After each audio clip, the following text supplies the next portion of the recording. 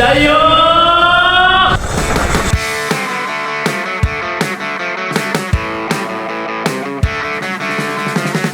going to Bali today. Basically, we're just gonna have connecting flight. So from here, we're going to Vietnam to Bali. I got this trip because I just won a raffle draw. So I'm so lucky. Like an all expense paid. Ang inisip na lang namin dito yung pocket money namin at yung mga kakainin namin doon. So hotel, the tour, the flight, sagot nila almost around 80,000 pesos. Salamat, Anchor! Salamat, Anchor. Salamat, Anchor. Ang kasama ko pala sa trip na ito ay ang elementary friends ko na sina Jig James at Hygia. And doon na kami sa NAIA nag-meet kasi they came from Cebu. So this is 12 midnight na sa NAIA para i-process lahat ng mga requirements, especially that si Hygia ay isang public school teacher. Imagine, kailangan niyang mag-file ng requirements like a month prior to our travel dahil hinahanap pala yun sa immigration office. And konti lang yung dala namin kasi 3 days and 2 nights lang naman kami doon. So habang ako'y abala na kumakain, yung dalawa naman, abalang mag-TikTok. And there you go, after 3 hours of waiting sa aming boarding gate, finally boarding na ang aming Ho Chi Minh flight going to Vietnam. So ayan, nakarating na kami yan sa Vietnam. And guys, may pagkakamali kaming ginawa dito kasi nung dumating kami sa Vietnam, chill-chill lang kami. Kasi akala namin, didiretso na kami sa aeroplano, yun pala. Stress kay in 1 hour boarding namin. Yeah, look at the pila. Look at the pila to the immigration. Welcome to Vietnam. So, piece of advice, if you have a connecting flight, go directly to the immigration queue. 1 eternity later. So, tabi nangyari. The thing is, nag-layover kami sa Vietnam. Tapos, hindi parehong airline yung Manila to Vietnam at Vietnam to Indonesia. So, we had to transfer to another airline. So, hindi naging smooth yung process. Isa sa mga dahilan din na medyo buzzer-beater yung nangyari sa amin dahil wala masyadong bukas na immigration officer at that hour.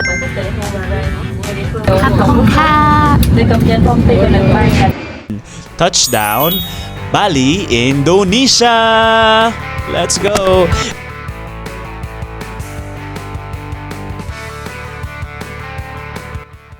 We just arrived at the airport. Now we're just looking for our sundo. So part of our package na napanalunan namin is yung airport transfer going to the hotel. Ay, tara!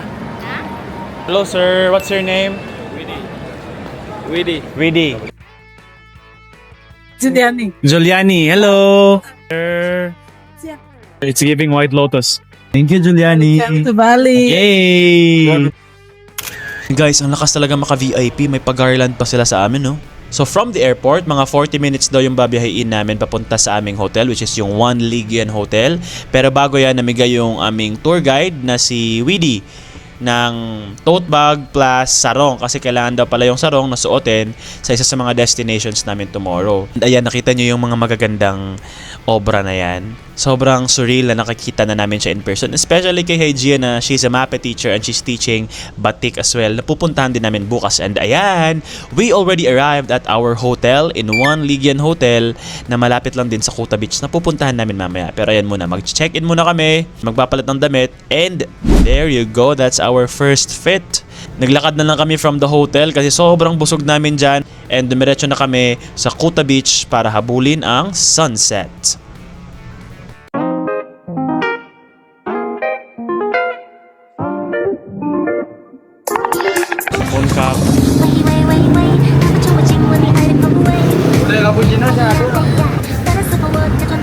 So originally we're headed to a beach, but we found out that it's an hour away. So right now we're looking for somewhere nearer. So yeah, Kuta Beach is the key. Oh, tara, dali! What's up guys? So we're here now at Kuta Beach in Bali, Indonesia. There are a lot of people here, but oh my gosh, what are you talking about?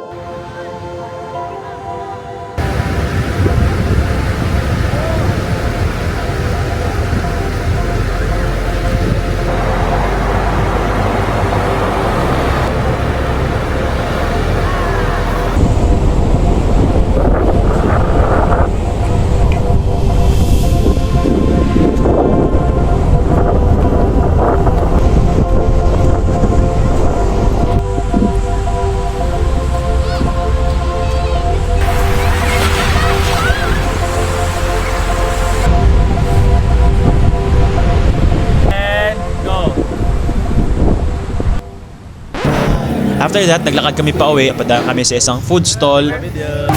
So we're here, we're eating siomai. They have their own style of siomai. And guys, akala talaga nila, Indonesian din kami. We've been noticing it a lot. They're speaking in Bahasa. Look at that, guys. They have their own version of siomai and they have their own puso. So yung siomai nila dito, ito yung version nila ng Chinese siomai. At yung of course yung Pinoy version na siomai na meron sa Cebu, yung siomai sa tisa. Pero dito, it's instead of pork, it's fish dumplings, tofu, may mga potatoes, cabbage, and egg. Tapos topped with peanut sauce and then sweet soy. Philippine good customer.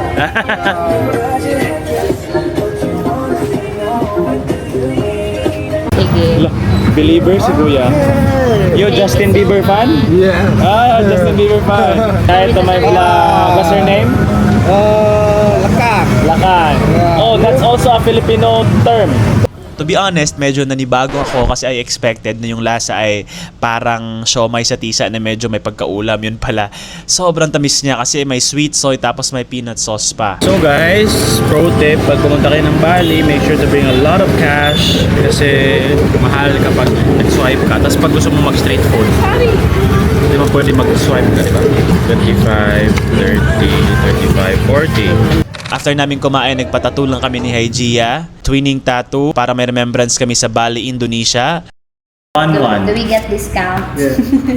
Which one? This one? This one, this 1 only. million rupiah. Oh. Yeah, we can do that. It's okay? Yeah. Thank Can we you. get lower? No, it's not possible. Okay, Below. okay. That's the best we can do. Okay. I'll go first. Go. Okay, I'll go first, sir.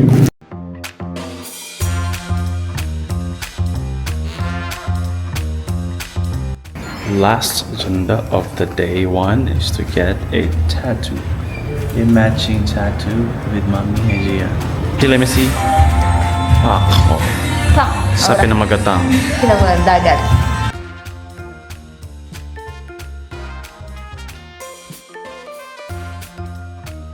Now we're going back home to our hotel. Ang usapan namin, matulog lang kami ng mga 20 minutes para gumising at pumarty. Pero guess what? Ang mga tito at tita nyo, kinabukasan na nagising. Good morning, guys. So it's day 2 of our Bali trip. Pasensya na po kayo sa magulong room. So that's our fit. Courtesy of Makati Ukay. So ngayon, ang pupuntahan namin ay mga nasa 4 or 5 destinasyon. Kaya talagang feeling ko wise lang na natulog kami kagabi. Dahil kung hindi, sabog kami ngayon. By the way, hindi ko alam na meron din palang free buffet yung napanalunan kong raffle. Oh my God, pwede bang manalo na lang ako ng raffle everyday? Parang ang sarap talaga bumiyahe pag libre. So ayun, may pa-buffet sila. Ang sarap ng buffet. Thank you, One Ligian Hotel. And ngayon, bumiyahe na kami sa aming first destination. Dinala kami ng aming tour guide na si Weedy papunta. So we're here at Sari Emerta. So this is a store where they do batik designs. So basically, ipapakita sa amin yung proseso kung paano ginagawa ang batik. Diyos ko, yung batik, naririnig ko lang dati sa lessons ko sa school. And seeing it, the actual process of doing a batik, sobrang surreal. So ayan si ate na staff nung store na ito, tinuruan kami kung paano gawin yung mga disenyo. Process. Draw design on the white material with the pencil by hand. Yes. And the second process, we put the wax. Put wax, then we dyeing in the color. Okay. Yeah, so we waxing again. Yeah, because we put more other color.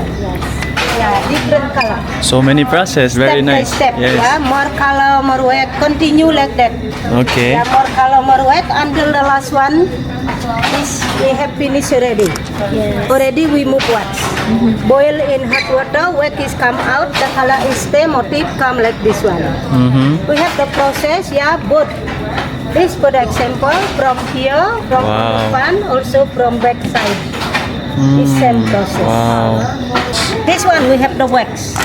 The And wax. This one we boil, yeah, and then come like we do, yeah. And the color for the example like this, from the mango skin to make red color, for black color, chanting, Chanting. yeah, putting wax. Okay. And the wax inside drop from here, and then we can draw. Okay. Yeah, for the example, yeah.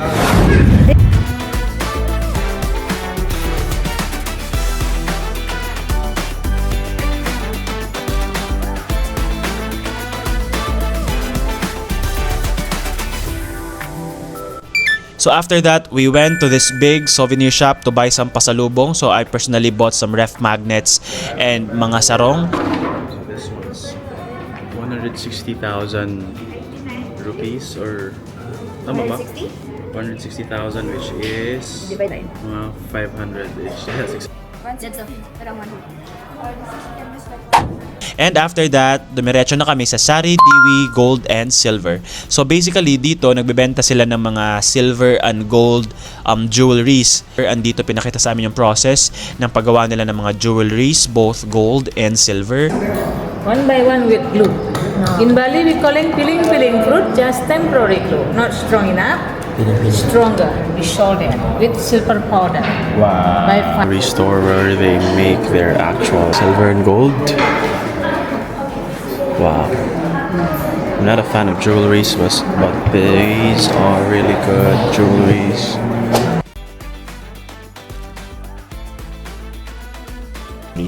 And yan, photo op.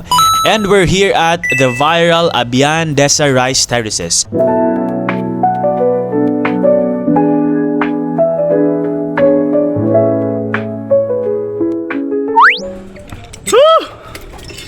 Can we walk here? No. In the front? That's so high. Do I sit? Yeah, you. I'm scared, I'm sorry. And oh my God, Lord, thank you, Lord. Thank you for this life, Lord. Thank you. Thank you, Lord. Oh my God, ayo!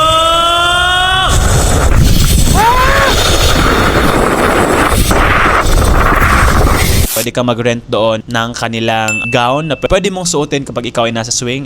So itong Abian Desa Rice Terraces na isang sikat na tourist destination ay gumagamit ng traditional na subak irrigation system. Ito yung centuries-old communal water management system sa Bali, recognized as a cultural heritage by the UNESCO. It really reminded me of Banawe Rice Terraces natin sa Pilipinas.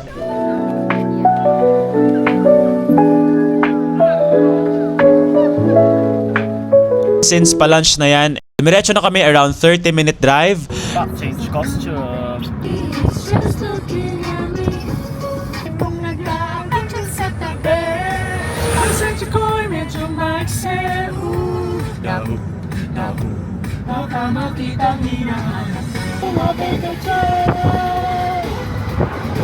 Going to Grand Puncak Sari Restaurant. Nakitang-kita dito guys ang panoramic view ng Mount Batur.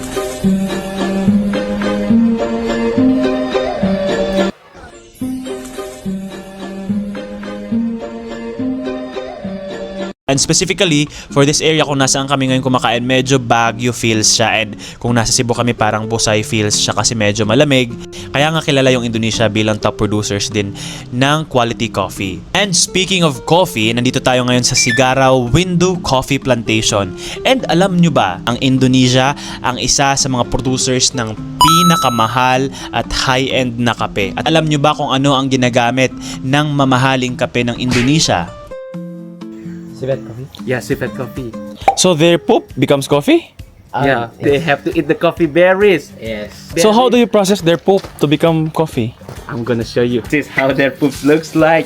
Oh, really? But Already the poop. yeah, but it's been here So for a long basically it's time. not digested. Yeah, the way they are eating the coffee berries, they will only crack a little bit of the Arabica coffee berries, and they're gonna swallow the whole things. They are gonna spit out the outer skin. They have like natural enzyme inside of their belly that's gonna resist the bitterness, the acidity from the coffee and from the coffee beans. They will only eat the ripest and the sweetest fruit from the tree. It's gonna be the same way when they are eating the Arabica coffee berries. These two are from outside of Bali, from Toraja Island and Gayo Aceh.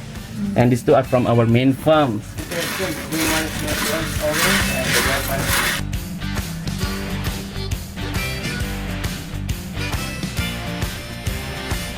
And we're tasting their Luwak coffee. So these are produced by Civet. This is the base coffee, Kintamani. So they're siphoning the water, the coffee, using a siphon machine from Japan. There's of Kintamani from Bali, Indonesia. Very strong. Avocado coffee. So guys, bukod sa kape, sobrang na-inlove talaga ako sa view.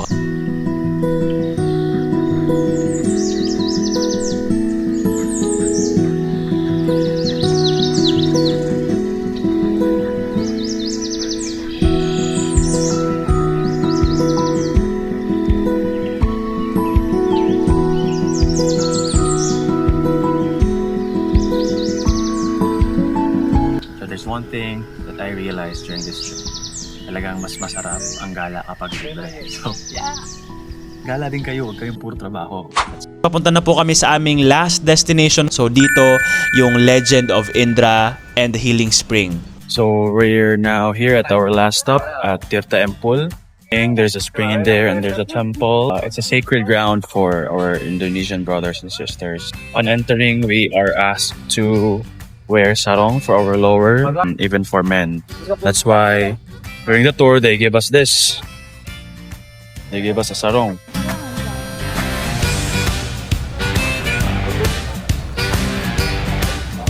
So legend says na itong area na to kung saan may clear water, dito daw tumama yung spear ng Diyos nila na si Indra, bringing holy water to defeat a demon. So since then, never na raw natuyo itong area na to. And this is also known for eternal purification. So pagpasok mo doon sa Balinese village style na courtyard, makikita mo na yung mga incense smoke, yung mga daily offerings nila. So kung mapapansin nyo rin, parang ganito yung facade nila. Ito yung tinatawag nila na Candi Bentar. Yung literal meaning niya is split gateway. So makikita natin siya sa mga iba't ibang Javanese and Balinese architecture. So basically the gate looks like a single tower na parang hinati sa dalawa. And it represents the balance of opposites. And by the way, may holy bath dito. Andito yung pinipilahan ng mga turista. We're actually looking forward na makaligo dito. Pero nung dumating kami, parang holiday din yata sa kanila. Kaya sobrang daming tao at sobrang daming nakapila. Kaya hindi na rin kami naligo.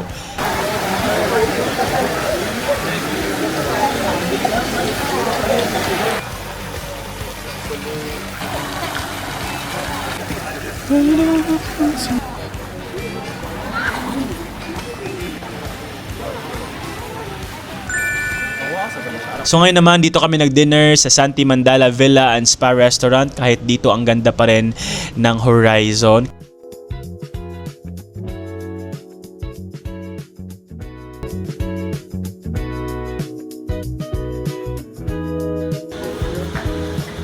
Hello.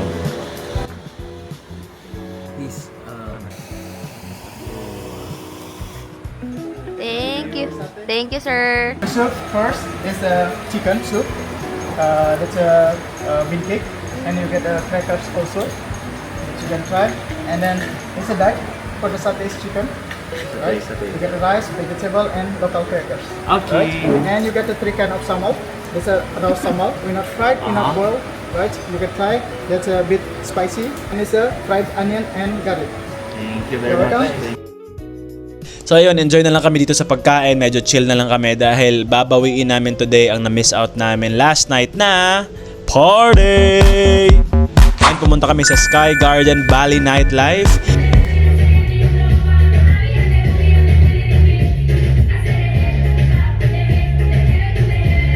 You know what? I love the vibe here kasi may dalawa silang floor yata na napuntahan namin. Pero ang hindi ko lang gusto, bakit wala silang designated smoking area? As in, guys, habang pumaparty ka, pag non-smoker ka, mas stress ka talaga kasi parang kahit saan bumubuga ng usok. Hindi smoke machine, kundi actual smoke from people.